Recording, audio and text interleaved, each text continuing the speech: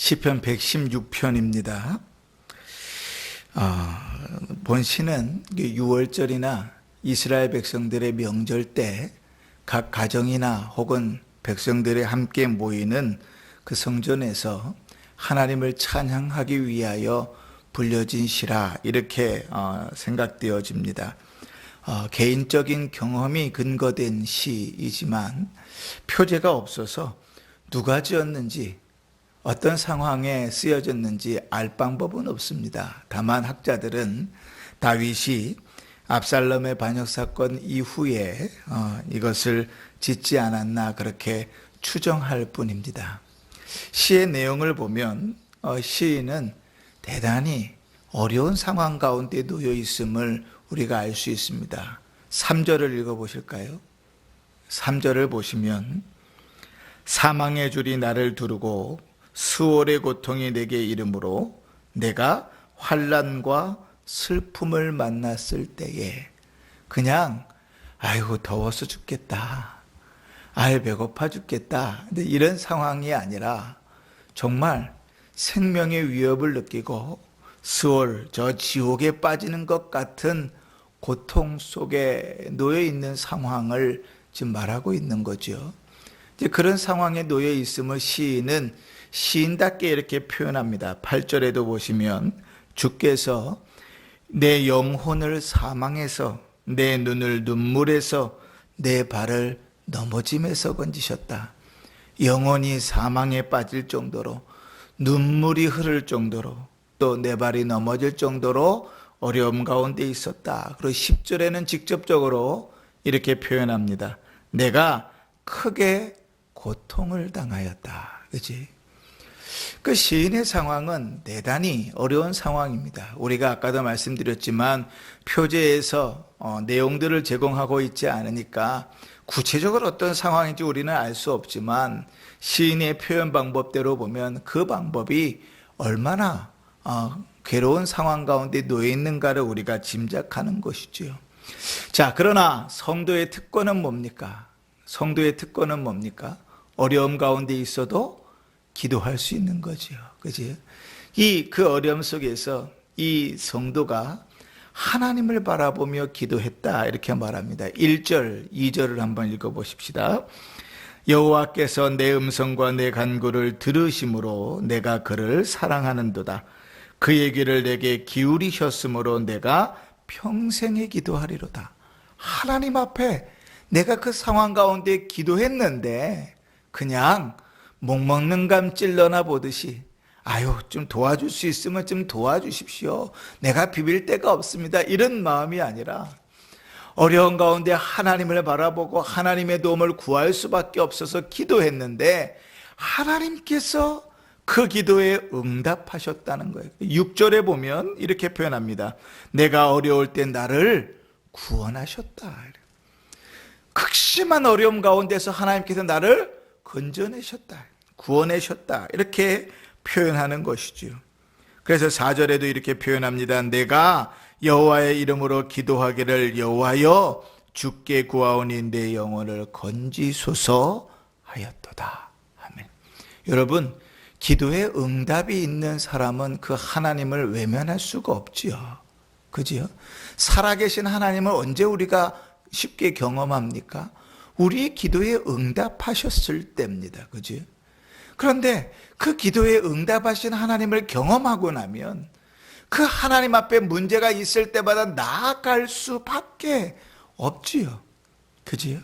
그냥 평상시에 있을 때는 그 하나님을 잘 모릅니다. 그러나 우리가 어려움 가운데서 하나님께 부르짖어 기도했는데 하나님께서 때로는 기적적인 방법으로, 때로는 불가능한 일을 가능케 하셔서, 때로는 생각지 못한 일들로 우리의 문제들을 빵 하고 해결하실 때 우리는 아하, 하나님이 살아계시는구나, 아하, 하나님이 내 기도를 들으시는구나. 그러고 나면 그 다음에는 하나님을 잊어버리기가 참 쉽지 않지요. 그지? 그리고 그런 자는 문제 앞에서 늘 하나님 앞에 무릎을 꿇을 수밖에 없는 거예요. 왜요? 내가 간증이고 내 삶이 증거니까요. 자, 여러분, 이렇게 하나님 앞에 기도의 응답을 받고 나면, 그것도 전혀 생각하지 못했던 어려움 가운데서 주님께서 기도를 들으셔서 그 가운데 우리를 구원하시고 나면 우리는 어떻게 살까요? 하나님 앞에 어떠한 모습으로 살까요? 12절을 한번 읽어보십시다. 12절. 내게 주신 모든 은혜를 내가 무엇으로 보답할까? 이게 사실은 당연한 반응이지요. 그치? 우리가 왜 주일에 새벽부터 하나님 앞에 나와 예배를 드립니까? 왜 주일을 거룩한 주일이라고 굳이 예배를 드립니까? 월요일 날 드리면 안 됩니까? 화요일 날 저녁에 드리면 안 되나요? 굳이 왜 우리가 그렇게 예배를 드립니까? 하나님께서 그런 날 구별하시고 이렇게 명령하셨어요. 하나님의 명령을 굳이 우리가 지킬 이유가 뭐 있습니까? 그지요? 우리가 그분으로부터 지음받았고, 그분으로부터 구원받았고, 그분으로부터 인도함을 받으며 살기 때문에, 그분께서 우리를 다스리시고, 그분께서 말씀하신 대로 기도를 들으시고, 그분께서 우리의 기도에 응답하시기 때문에 우리의 삶이 하나님이 살아계신 것에 대한 간증이지요. 자, 그 자에게 당연히 따라오는 반응은 뭡니까? 어떻게 그 은혜를 보답하며 살까? 이게 당연히 따라오는 반응이지요. 이 새벽에 힘든 가운데도 주 앞에 나와 예배하는 이유는 뭡니까? 복된 주일에 이 30도, 40도 가까이 되는, 40도는 아니죠, 35도 가까이 되는 찌는 더위에 굳이 예배당까지 나와서 주일을 지키겠다고 예배하는 이유는 뭡니까? 우리 똑같은 마음이지요. 여호와께 무엇으로 보답할까? 그지? 시인은 세 가지로 그 은혜에 보답할 것을 다짐합니다. 첫 번째는 9절입니다. 9절 보실까요? 내가 생명이 있는 땅에서 여호와 앞에 행하리로다. 아멘. 뭐 하겠다고요? 내가 이 땅에서 살아가는 동안 하나님 앞에서 살겠다는 거예요. 믿음으로 살겠다는 거예요. 여러분, 하나님 앞에서 살겠다는 말이 뭘까요? 하나님 앞에서 부끄러움 없이 살겠다는 거예요. 여러분, 제가 목사이잖아요. 제가 언제나 여러분의 삶을 따라다니면서 여러분을 계속 쳐다보고 산다고 생각해 보세요. 때로는 집에 들어가면, 때로는 내 방에 들어가면 아무도 보는 사람이 없으니까 내가 편한 대로 복장도 입고 편한 대로 삶도 하고 그렇게 편한 대로 생각도 하고 살 텐데, 목사가 늘 따라다니면서 그걸 쳐다본다고 한번 생각해 보세요. 어떻게 살겠습니까? 그죠? 그 적어도 보는 눈이 있으니 조심하고 말하고 조심하게 행동하겠지요. 근데 시인은 뭐라고 고백하죠? 하나님께 은혜를 갚는 것은 무엇이라고? 첫 번째, 하나님 앞에서 살겠습니다. 주님이 나를 지금 보고 계시는 것을 인정하고 하나님 앞에서 부끄러움 없는 삶으로 살겠습니다. 하나님 보시기에 부끄러움 없는 모습으로 말하겠습니다. 하나님 보시기에 부끄러움 없는 모습으로 행동하며 살겠습니다. 이게 성도의 고백이지요. 청교도들은 그렇게 고백했어요. 코람데오라. 아예 그들의 모토가 그거였어요. 하나님 앞에서. 그치? 하나님 나를 보시고 계신다는 그 사실을 기억하면서 내 순간순간을 그렇게 살겠다. 그렇게 고백했죠. 근데 오늘 시인은 왜 9절에 내가 하나님 앞에서 이렇게 살겠다고 고백했다고요? 하나님께서 내 기도를 들으시고 하나님께서 나를 구원하셨고 하나님께서 나의 주가 되시기 때문에 내가 하나님 앞에서 살지 않을 이유가 없다는 거예요. 그 은혜에 보답할 수 있는 길이 그거라고 그는 생각한 거예요. 두 번째 13절입니다. 내가 구원의 잔을 들고 여호와의 이름을 부르며 뭐하며 살겠다는 겁니까? 내가 하나님을 찬양하며 살겠다는 겁니다.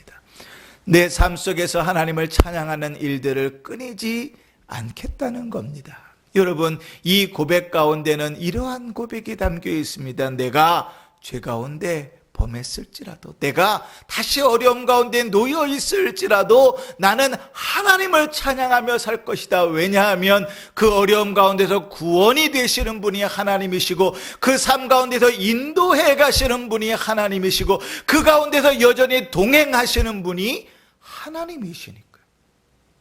그래서 어느 정도까지 하나님을 찬양하겠다는가? 17절에 내가 주께 감사제를 드리고 여호와의 이름을 부르겠습니다. 주께 예배하며 주께 감사하며 주를 찬양하겠다. 세 번째 다짐이 뭡니까? 14절 보십시다. 여호와의 모든 백성 앞에서 나는 나의 서원을 여호와께 갚으리로다.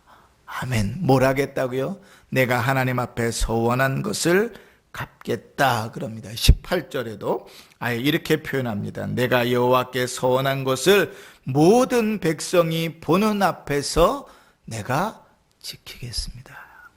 여러분, 우리는 서원한 것들을요 늘 기억하고 지키는 일들이 참 쉽지 않은 인생들입니다. 왜냐하면 너무 쉽게 잊어버리거든요. 기억나십니까? 권사로 임직하실 때 하나님 앞에 서서 손을 들고 서원하셨던 4가지 내용이 있습니다. 혹시 기억나십니까? 저도 목사 안수를 받을 때 또 여러분 앞에도 위임할 때 하나님 앞에서 서원했던 내용이 있습니다. 근데 그 내용들이요 가물가물하지요. 잊혀집니다. 근데 우리가 궁할 때는 하나님 앞에 모든 소원, 내가 할 수 있는 모든 일이 다 나옵니다. 때로는 불가능한 소원도 나옵니다. 때로는 말도 안 되는 소원도 나옵니다. 하나님께서 이스라엘 백성을 내 손에 붙이시면 나를 제일 먼저 영접하는 자를 내가 하나님께 제물로 바치겠다는 말도 안 되는 서원도 한다고요. 그럼에도 불구하고 성경은 우리에게 뭐라고 가르치지요? 서원 갚기를 더디하지 말고 해로울지라도 갚으라고 말씀하십니다. 근데 문제는 뭔가 하면 우리가 너무나 쉽게 있는 거예요. 하나님께서 우리를 구원하셨음에도, 어려움 가운데서 건져내셨음에도, 우리의 삶을 인도하셨음에도 언제 그랬냐는 듯이 하나님을 대놓고 잊어버린다고요. 그리고 그냥 오늘을 살아요. 내 힘으로 살았던 것처럼. 그러나 은혜를 갚는 자는 어떤 고백인가? 이렇게 표현하는 거죠. 나의 서원을 갚겠다. 내가 하나님 앞에 고백했던 것, 내가 하나님 앞에 서원했던 것, 내가 하나님 앞에 믿음으로 고백했던 그 일들을 내가 갚아가겠다. 왜? 내가 받은 은혜가 너무나 크니까요. 사랑하는 성도 여러분, 기도는 성도에게 주어진 선물이면서 동시에 승리하는 삶을 살기 위한 영적인 무기도 되지 않습니까? 기도를 통해서 우리가 구원하시는 하나님을 체험하고 살아계신 하나님을 경험하지 않습니까? 그러니 우리의 삶을 한번 되짚어 보십시다. 오늘 주일이고 또 주일에 하나님 앞에 예배하러 나왔으니 우리의 삶들을 한번 되짚어 보십시다. 우리의 기도에 하나님이 어떻게 응답하셨는지, 우리의 상황들 속에 하나님이 어떻게 응답하셨는지, 그 중에서 하나님께서 어떻게 일하셨는지, 하나님이 정말 살아계신 분인가 죽어있는 송장인가 확인해 보십시다. 그리고 하나님 앞에 나와 예배할 때에 그 은혜를 어찌 보답할까? 그 시편의 기자의 고백과 같이 그 마음으로 주님 앞에 예배할 수 있기를 바랍니다. 시편 기자가 고백하였던 3가지 다짐과 같이 우리의 삶에서도 오늘 거룩한 주일에 드리는 예배에서 하나님의 살아계심을 다시 한번 확인하면서 그 하나님 앞에 온전히 예배할 수 있으면 좋겠습니다. 오늘 복된 주일이 시험에 드는 주일이 아니었으면 좋겠습니다. 목사인 저도, 성도인 여러분도 아무도 예배 가운데 시험에 드는 자는 없었으면 좋겠습니다. 오히려 성령에 충만해서 하나님의 은혜를 입고 그 은혜를 어떻게 보답할까? 우리 속에서부터 흘러나오는 그 깊은 마음으로 감사와 찬양과 영광을 돌리는 복된 주일이 되었으면 좋겠습니다. 이 주일이, 이 새벽에 하나님 앞에 그렇게 영광 돌리는 시간들이 되기를 바라고, 오늘 하루에 드려지는 모든 예배를 통해서 한 주간을 영적으로 승리하는 은혜도 있기를 주의 이름으로 축원합니다. 아멘. 기도하십시다.